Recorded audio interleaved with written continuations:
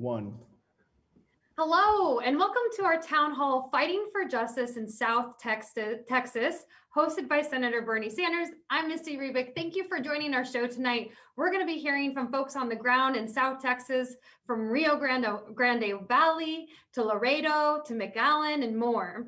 Folks who are showing up every single day in their communities to continue to fight for justice. And we have special guest Jessica Cisneros, who made headlines earlier this year when she ran a primary challenge as a 26-year-old first-time candidate. So we have a great show lined up for you tonight. It is the Sunday night before the most important election in modern history. And Texas is a hotly contested state right now. We're watching several races. Texas could send a few new progressive members to Congress.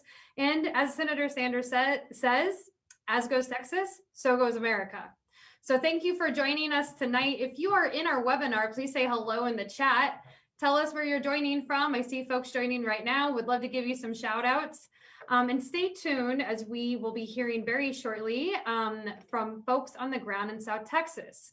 But first, let's take a brief look at a short video, just sort of recapping what's been happening on the ground there in Texas. The situation in the Rio Grande Valley in Texas right now is well and truly dire. The southern tip of Texas, a surge of COVID cases is ravaging the tight-knit communities that straddle the U.S.-Mexico border. The U.S. has a per capita rate of infection about 4 times that of Mexico. The border doesn't have a border for disease. The predominantly Hispanic community is one of the nation's poorest.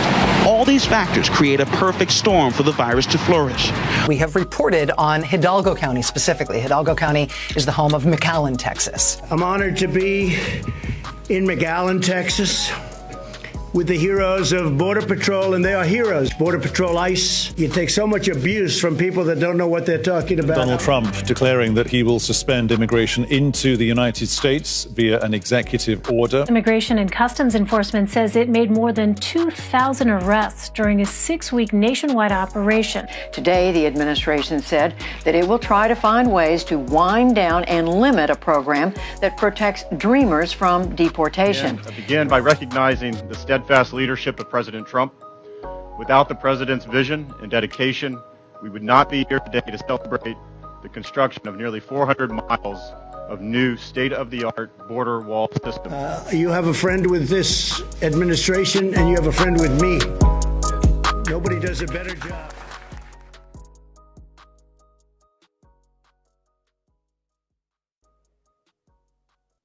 So we have a lot to talk about tonight. We have just 2 days until the election, folks. So we are focused on South Texas tonight and what we have to do to defeat Donald Trump. Thank you again for joining us tonight. And now our first guest, born and raised in South Texas, who's been organizing since she was just 19 years old. And she's working around the clock to mobilize voters in South Texas. I've been talking to her all week. She's been working very hard. And I think I had leftover pizza for lunch today because she's working so hard to get you out to vote. So with that, let me welcome Ari Acevedo. Welcome to the show, Ari. Hi, Misty. Thank you so much. And thank you, everyone who's here and helped make this happen tonight. I think my mom is watching, and if she heard what I had for lunch today, she's probably like cringing right now. But yes, thank you so much for everyone who helped put this together, who's here tonight, Senator Sanders, for giving us this platform to talk about the things and highlight the things that are going on here in South Texas. You know, as many and most of you know, we are on the verge of flipping South Texas blue. You can argue that Texas is already a blue state. It just comes down to voter turnout. And, you know, when we all come together to turn out voters, we are going to flip Texas blue. So with that being said, we have some really awesome volunteer opportunities for all of you folks watching to help get involved and flip Texas blue. Hopefully it's showing on the screen right now, the links that we have. You know, it is really exciting to see all of the efforts being made right now by all of these really awesome organizations. The people that you're going to hear from this evening are folks who've been doing the work to, you know, build power in our communities. And those people are going to continue doing this long after November 3rd. So we're really happy to have you all here. Please, please, please sign up to volunteer.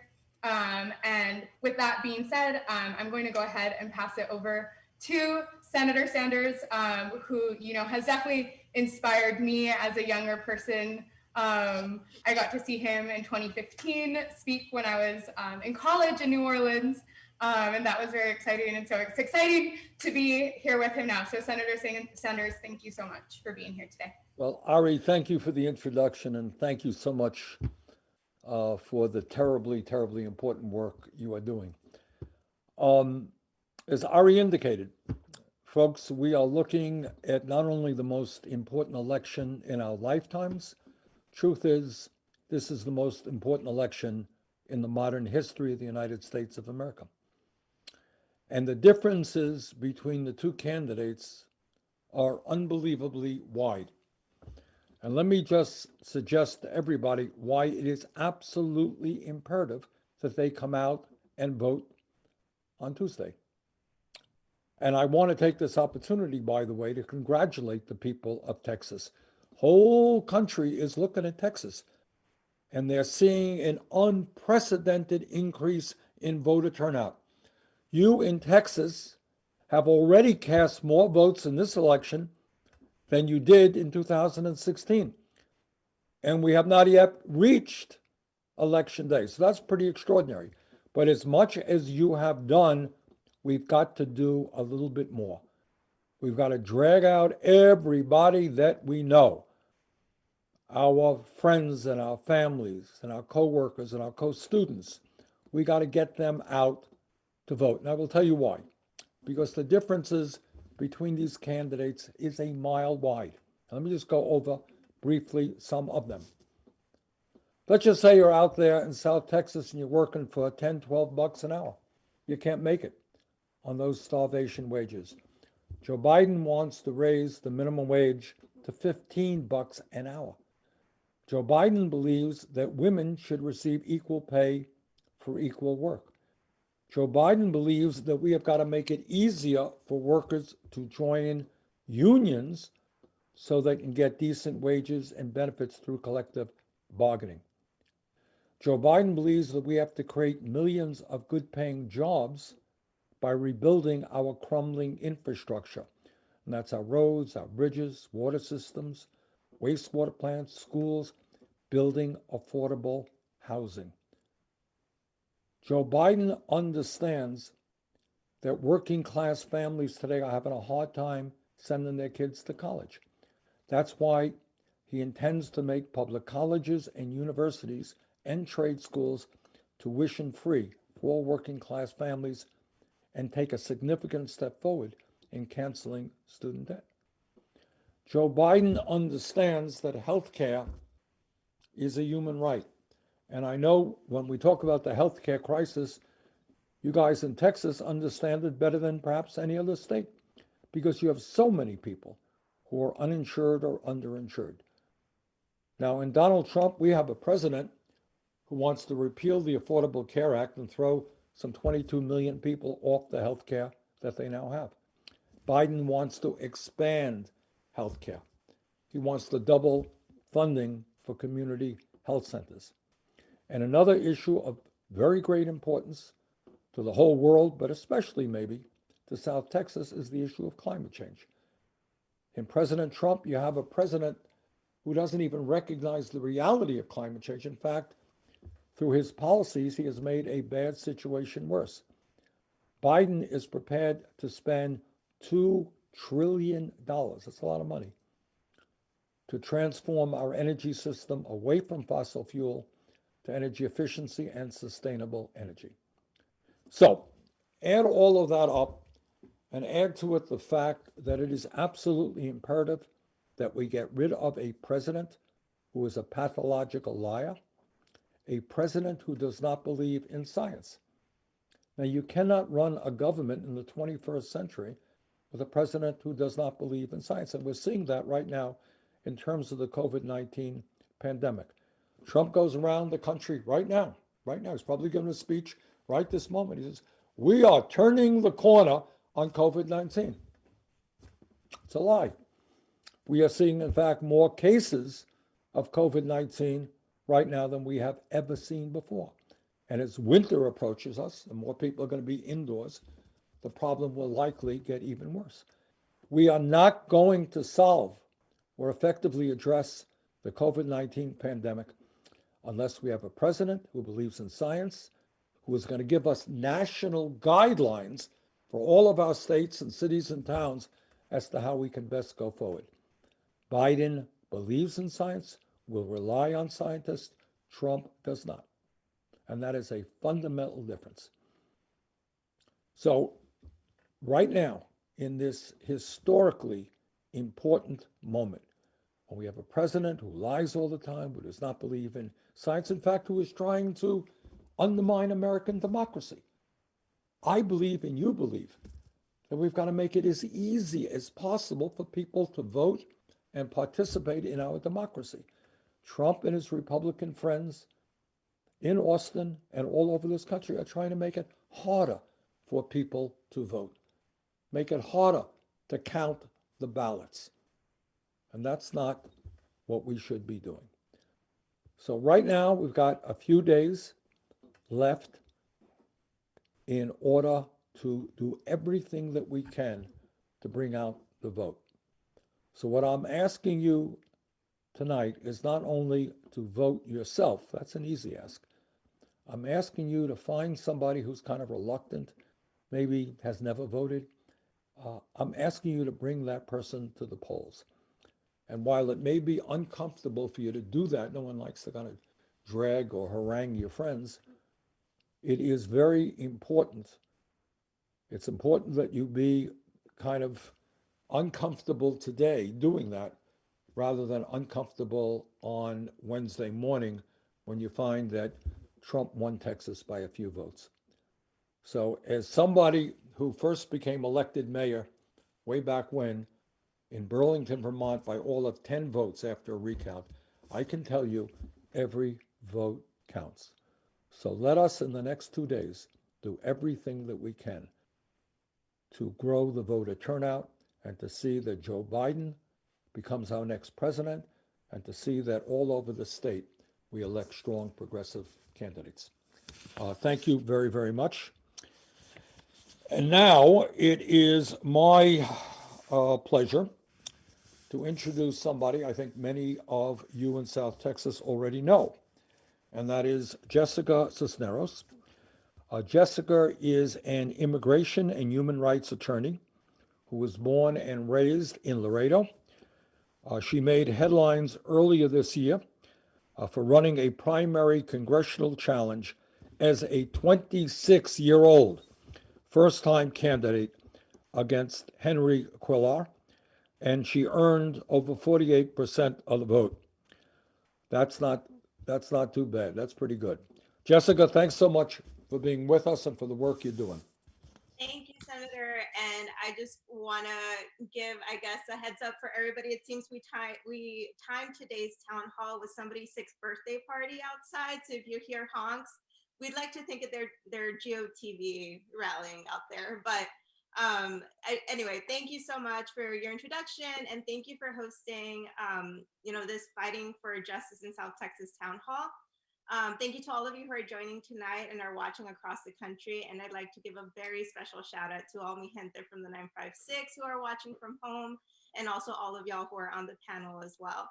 Before we dive into this conversation about issues that we face here in South Texas, I'd like to provide some current context to our conversation. I think the video did very well in explaining some of those bits of knowledge that you need to know about what's happening on the border right now. Like many places across this country, the last few months, the virus pandemic has set ablaze many of the crises our communities have been facing. However, this area of the country hasn't fared as well as most other places due to the prior circumstances and also the blatant lack of resources. Before the pandemic, there were one-fourth of the people down here in South Texas did not have health insurance. And we also had about a 30% poverty rate. And again, these are pre-pandemic numbers. The pandemic obviously has made everything much worse, and we are forced to see the consequences, to bear the loss of thousands of loved ones down here. many of whom spent their last days in overwhelmed hospitals with terrible conditions. And their remains were kept in refrigerated trucks as families mourned not being able to be there with their loved ones as they passed away. Here on the border, we also know a thing or two about immigration, living in a beautiful bicultural area of the country where everyone seems to have their own immigrant story.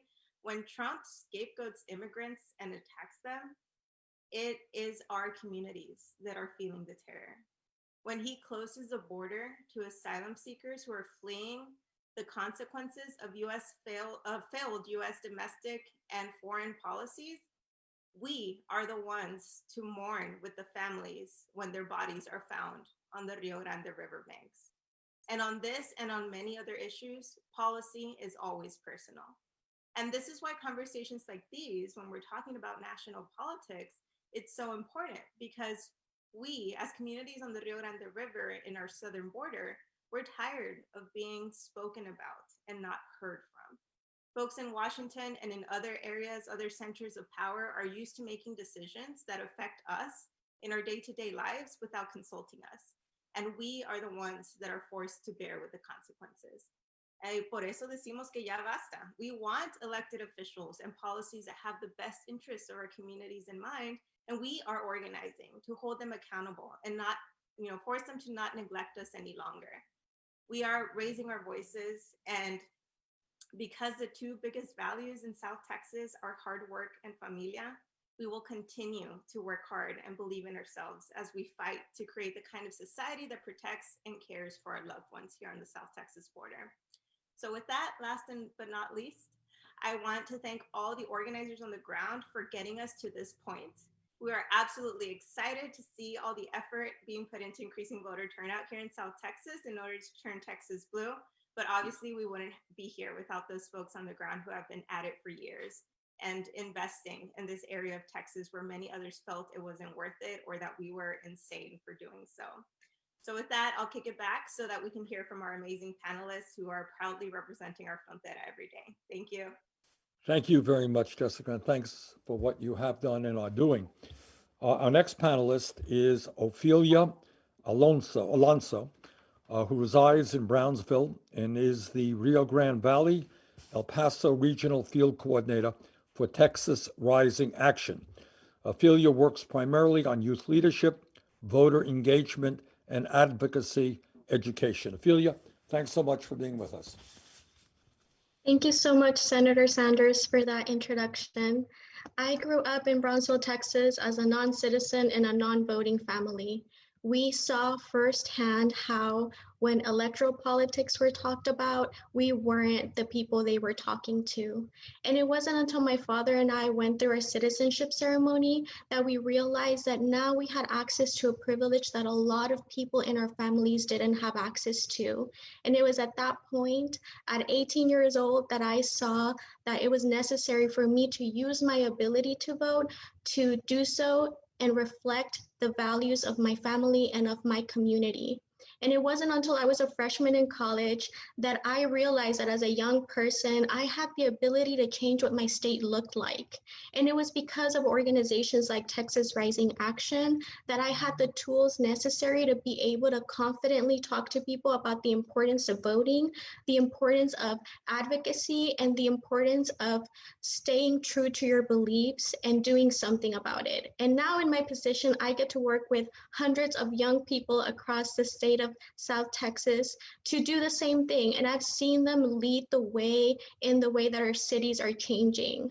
Young people are not only engaged voters, they are also here in the long term fighting for systemic change in the state of Texas. And Texas is changing too. Young people are going to make up almost 40% of the electorate. And we have seen in 2020, young people turn out at 3 times the rate that they did in 2016. Of those 900,000 voters, almost 40% are young people of color. This shift is going to change Texas beyond this election. Youth leadership and engagement does not end at the ballot box. We are here to make long-term change, and we need to continue to uplift young leaders in Texas. I have firsthand seen young people do more for their community than the governor, the attorney general, and the secretary of state in Texas. And we need to continue mobilizing our communities and make sure that our values in South Texas are reflected. Texas can and will be a more just, resilient, and equitable Texas. We will not stand for our families being ripped apart. We will not allow for a community to be militarized, polluted, or disparaged by this pandemic, and we will not stop after November 3rd. This is a lifelong commitment to justice. Our communities depend on it and our lives depend on it. So I ask you all to please get invested in community efforts, to commit to the well-being of your family and neighbors. There's a future where we don't have to work 2 jobs to make ends meet, a future where we can guarantee a livable world for our children, a world where we don't have to lose our loved ones to police violence or health disparities. Young people like you and I can make that happen, but we need to turn out. We need to talk to our families about turning out. We need to use our roles as communicators and translators for our family units to make sure that our values are accurately represented in the state of Texas. And we are going to see that change. Thank you. Well, Ophelia, thank you so much for that very powerful statement. I just want to reiterate one point that Ophelia made. Young people in Texas today, as we speak, are transforming that state. And that is true all over this country. And as I have said many times, the younger generation in America, in Texas, and all across this country is the most progressive generation in the history of our country.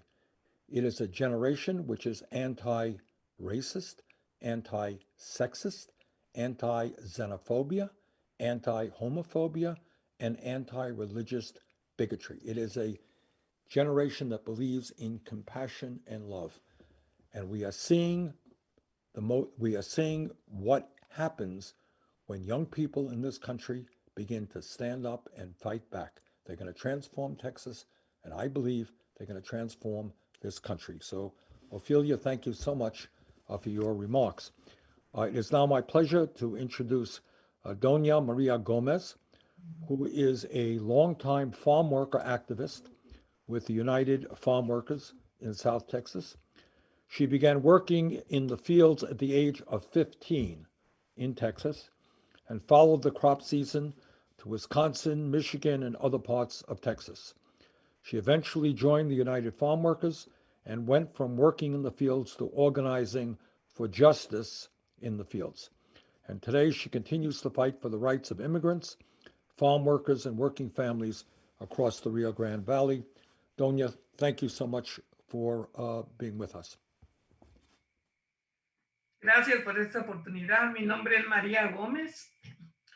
Soy hija de padres migrantes. Tengo 4 hijos. A los 15 años empecé a trabajar en el campo, donde empezaron a pagar 50 centavos la hora. Trabajamos en muchas cosechas, diferentes cosechas, con el asadón cortito. Estando trabajando en una labor de cebolla, llegó a la Unión de Campesinos y nos dijeron que salíamos en una huelga para mejores salarios. Entonces, pues yo me salí junto con mis hijos y nos fue bien porque sí, miramos que era bueno hacer una huelga para mejores salarios. I'm going to translate here. My name is Maria Gomez. I live in Fort, Texas. I'm a daughter of immigrants. I'm also a proud mother of 4. At the age of 15, I started working in the fields. We would earn 50 cents an hour, and for years worked under those wages, working on the short-handed hoe. And for those that are familiar with the short-handed hoe, you're always on your back working all day. I worked the onion fields, tomato fields, cotton fields, you name it. It was there when I met people from the United Farm Workers who told us to boycott, to fight for better wages. And together, this is an effort with not only myself, but with my family and my kids. Fue cuando entendí la necesidad de luchar para las mejoras de los campesinos que trabajaban en el campo. Entonces, ya de ahí yo me hice voluntaria en la Unión de Campesinos y empezamos a trabajar en las labores dando información a los trabajadores para que aprendieran a defender sus derechos. It is when I understood the need to fight for better working conditions. I began to volunteer with the union, organizing for clean drinking water and restrooms out in the fields. Started reaching out to other workers. Cuando ya viajábamos para el norte o para Pecos, para los trabajos, ya había aprendido un poco para poder pasar la voz y decirle a los campesinos que teníamos derecho de un mejor sueldo, de mejores viviendas, de mejores salarios, que era lo que muy bajos los salarios para nosotros los trabajadores del campo. As Doña Maria Gomez mentioned earlier in the introduction from Senator Sanders, she traveled to other states following the crops to states like Wisconsin, Michigan. So she took with her what she learned from the United Farm Workers here in Texas. She took those skills to other states and began organizing workers in the Midwest to fight for their rights. And not only around farm worker rights, but to housing, to education, to healthcare. And just to add, because I know she didn't mention this, Doña Maria Gomez retired in 2011 from the union, but she hasn't really retired. She continues to fight and push and go 100%. We're here in Fort Texas near our union hall, and she's here every day with us. So she continues to get out the vote. She continues to organize in her community, in her neighborhood. So I'm so proud to have the honor to translate for her today. Thank you. Gracias. Doña Maria, thank you. Muchas gracias. And thank you very much for your lifetime of work for justice for agricultural workers. You are an example to the younger generation of what courage is about. So thank you very, very much. Our next panelist is Virginia Palacios, who is an environmental science and policy consultant based in Laredo. She advocates for climate change solutions that address persistent health disparities in the Latino communities. Virginia, thanks a lot for being with us. Thank you so much, Senator Sanders. On Tuesday, we have a chance to elect candidates who will act on climate, not only in the presidential race, but also down the ballot. Texas produces more greenhouse gas emissions than any other state, contributing to our nation's rank as the second highest emitter globally. In 2011, Texas had a historic drought. My dad made the decision to sell all of the cattle on our family's fourth generation ranch here in Webb County because there was not enough grass to feed them. National studies found that heat waves that year lasted longer and were more intense because of climate change. That drought cost Texas's agriculture sector $10 billion. Over more than 30 years in Laredo, there's been an increase in the number of days per year with extreme heat. This leads to more heat-related illness and death for people who work outside, like farm workers, construction workers, and energy sector workers. The oil and gas industry has been a big industry in Webb County, which produces more gas than almost any other county in Texas. But a lack of government oversight is harming our communities. A recent study looked at air pollution here in the Eagleford Shale and found that the odds of preterm birth were 50% higher for women exposed to high amounts of flaring pollution from oil wells. That happened here. And these results were only found for Latinas, not for any other racial or ethnic group. One of the most important climate races this year is the seat for Railroad Commissioner of Texas. This agency has nothing to do with railroads, but instead oversees Texas's oil and gas industry. Krista Castañeda is running for Railroad Commissioner of Texas on a platform to end routine flaring and reduce climate warming emissions from the oil and gas industry. Climate solutions on the border will look different than elsewhere. Here in Laredo, our population is 95% Latinx. We have a 30% poverty rate, and the percentage of people who are uninsured is 3 times the national average.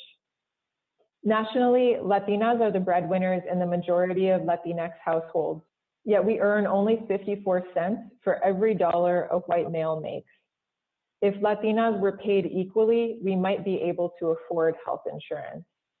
This is a historic election, and when it is over, we must continue to make sure that our elected officials hear from us.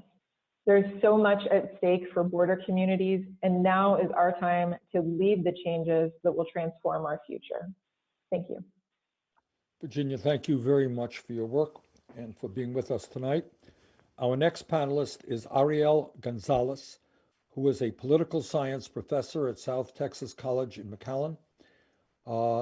And Ariel has been an advocate for education equity. Ariel, thanks so much for being with us. Thank you so much, Senator Sanders, for the warm welcome. And it's great to see everyone here. And thank you all so much for the invite. So I wanted to take, I guess, a page out of what Senator Sanders has done in some of these events. Let me throw a little bit of trivia. Does anyone know the county that has voted for the most consecutive Democrat candidates? What's the current streak right now? Does anyone know what county that is? Just really quickly. If not, let me tell you, Starr County in South Texas. They have voted for every Democrat candidate since 1892. And so we want to keep that streak going, so much so that my mom is going to take my 82-year-old grandmother to go vote on election day for Joe Biden. So really excited about that. Anyway, like the senator said, of course, I'm a political science professor at South Texas College. I've gotten to know a lot of the people here on this panel, with their organizing, and I also got to meet Jessica and helped her out in her campaign as well. So what I wanted to talk about today was, kind of like the successes and the challenges that we've had with, education down here, in the Valley. From what I've seen, as a professor here, I've noticed that, and of course the numbers will also reflect this, that we have had, issues with, voter turnout down here. When you compare it to, Texas is already a non-voting state already, but those numbers are even lower in South Texas. And what we've noticed is that, when I get students, coming to me, they want to get involved.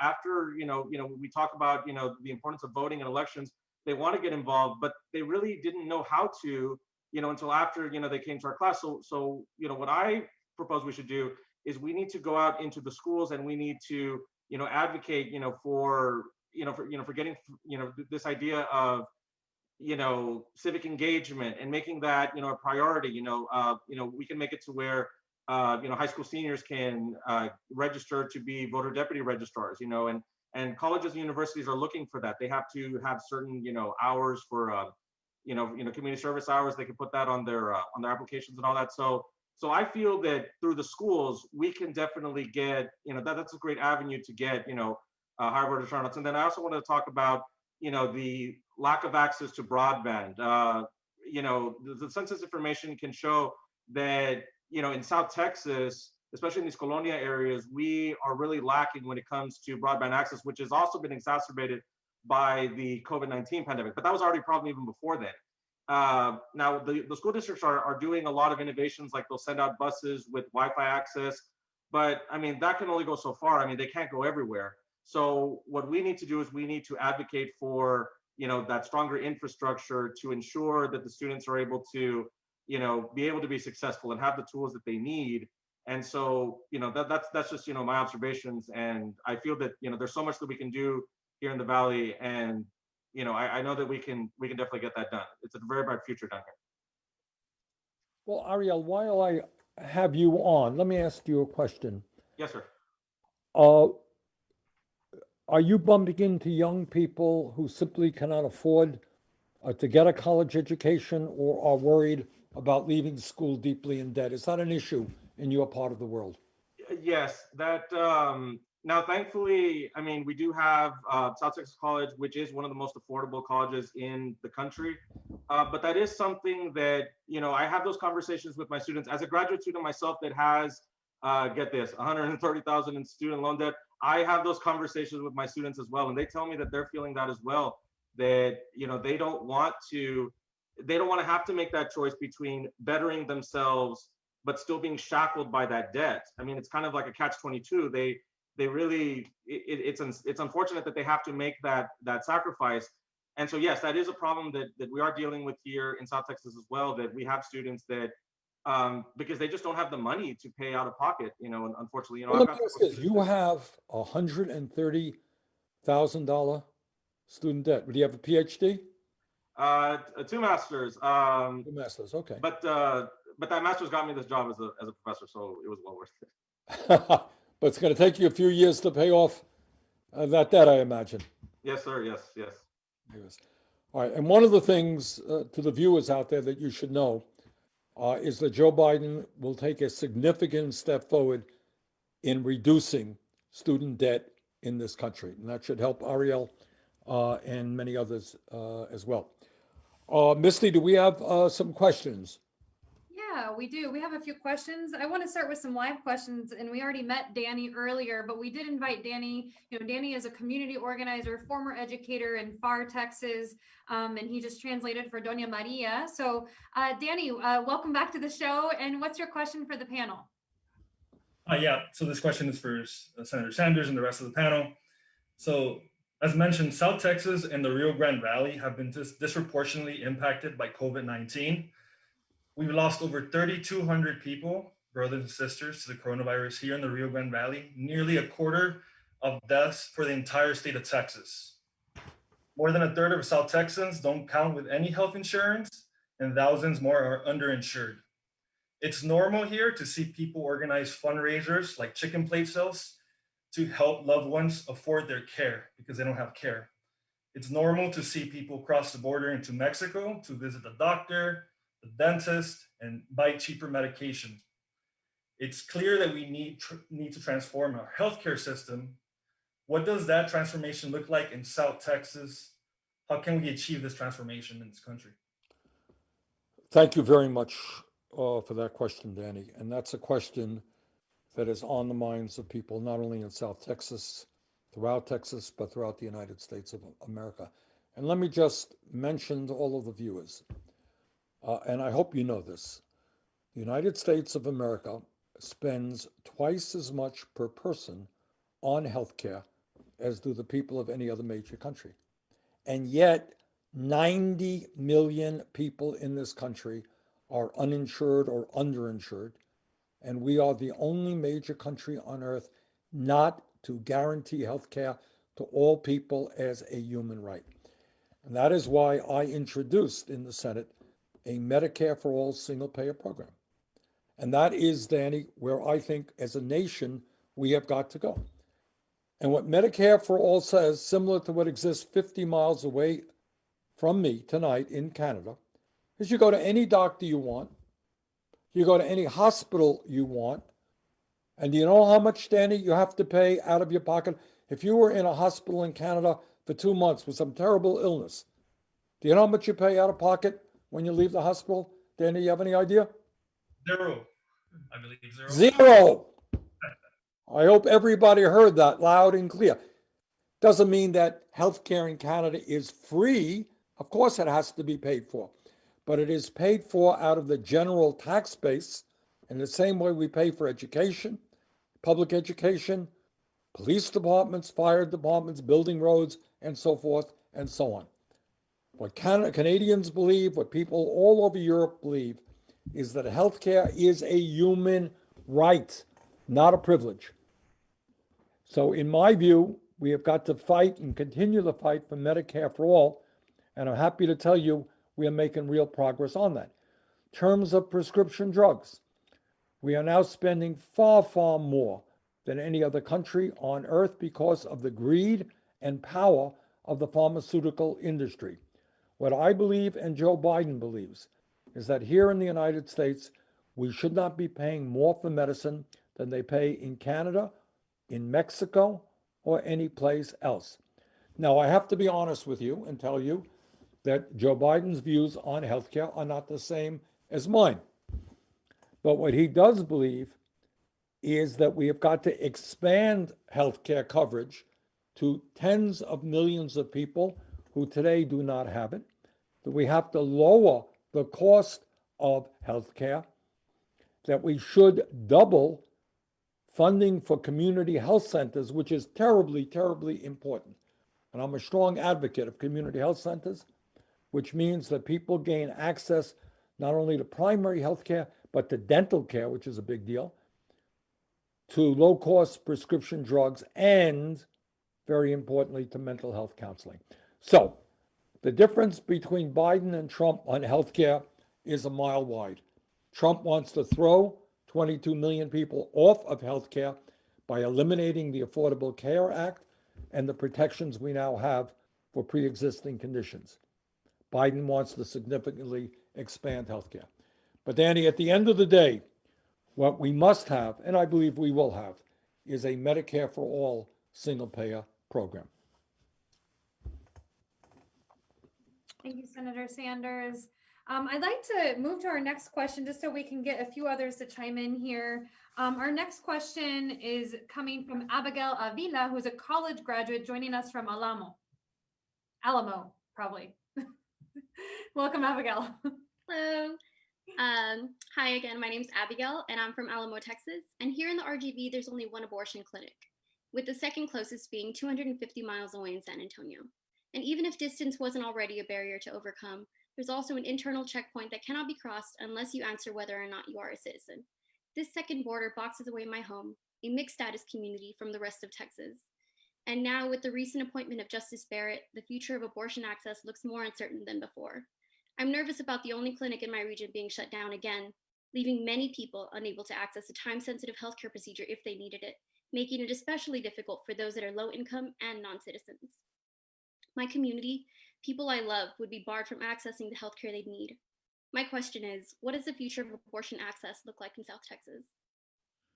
Well, on that issue, just as the overall issue of healthcare, the differences between Trump and Biden are very, very wide.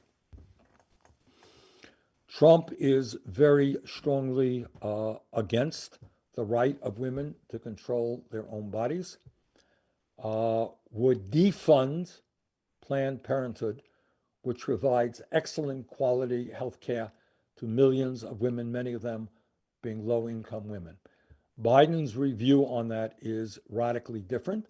He is pro-choice, understands, as I do, and as I think most Americans, that it must be women and not the government who have a right to control their own bodies. Biden is a strong supporter of Planned Parenthood.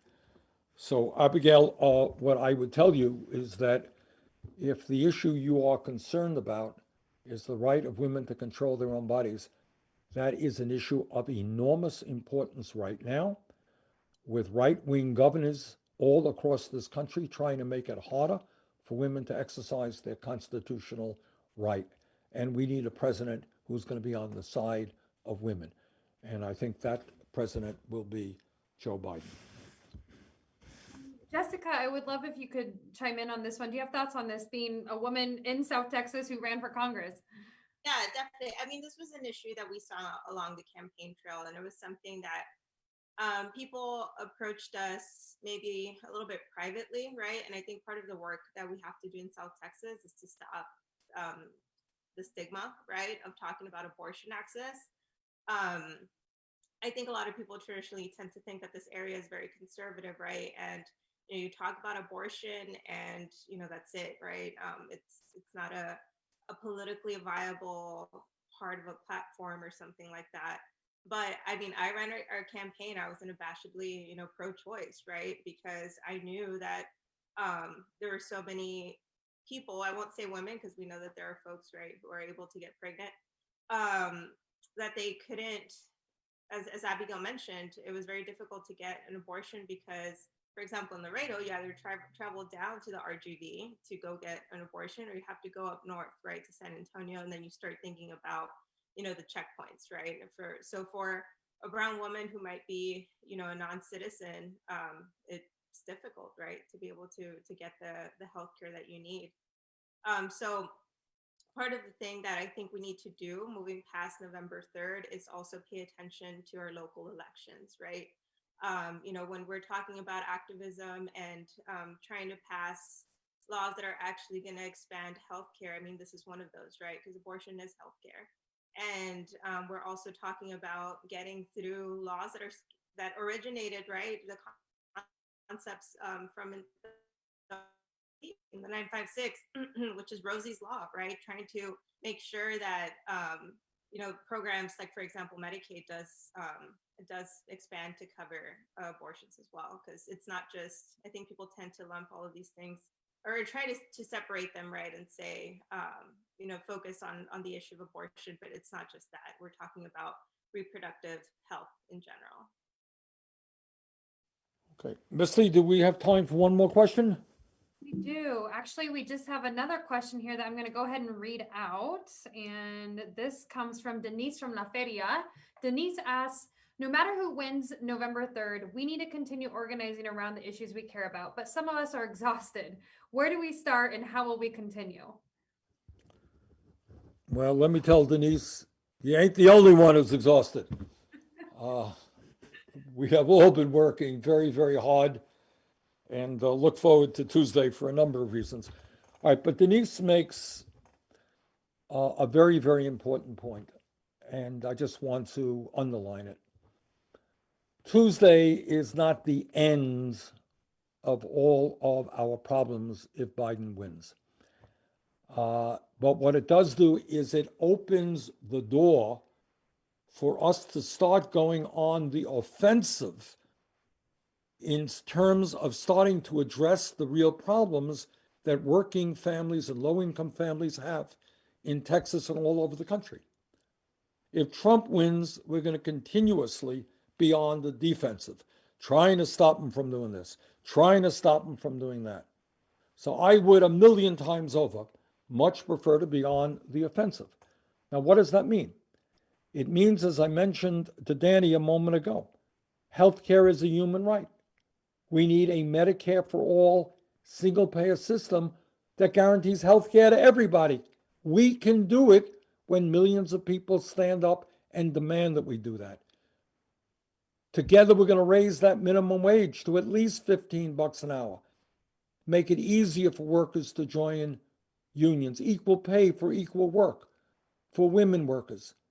We're going to make public colleges and universities tuition free so that young people like Ariel do not have to leave school $130,000 in debt. And I've talked to people who graduated dental school $400,000 in debt. That's pretty crazy stuff. We don't have to do that if we change our national priorities, if we demand that the wealthiest people in this country start paying their fair share of taxes. We're going to deal with climate change. We're going to deal with immigration reform and stop the demonization of undocumented people and move toward a path toward citizenship. We're going to deal with criminal justice reform and police brutality. We're going to deal with sensible gun safety legislation. And as I mentioned a moment ago, we're going to move to make sure that women in this country have the right to control their own bodies. So the question that Denise just asked is exactly right. The fight continues. And the fight continues until we have a government based on the principles of justice. Justice. Economic justice, people live with a decent standard of living, with health care. Social justice, meaning that we end bigotry and divisiveness in America. Racial justice and environmental justice, so that we end the kinds of pollution that is hurting and sickening so many of our neighborhoods, as well as deal with the crisis of climate change, et cetera, et cetera. So there is an enormous amount of work to be done. And we can bring about those changes when millions of people stand together, Black and white and Latino, Native American, Asian American, gay, straight, immigrant, native born. When we stand together, we are extremely powerful, and we will use our power to transform this country. So with that, let me thank all of you in South Texas. Please, you got 2 days to go out and vote. Let's do that. Let's see Texas lead this country in getting rid of the most dangerous president in the modern history of America. Thank you all very much for being with us tonight.